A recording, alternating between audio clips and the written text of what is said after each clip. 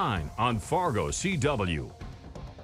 Well, thanks so much for joining us at 9. I'm Ethan Kramer. We begin tonight with a shelter-in-place order that was lifted earlier this morning after West Fargo Police Department responded to a domestic disturbance call. This morning, the West Fargo Police Department responded to a domestic disturbance in the 800 block of Homestead Court involving an alleged gun. When officers arrived, they found that the people engaged in a verbal argument. According to West Fargo PD, there was no weapons found. Now West Fargo PD is saying there is no active threat to the public regarding this incident.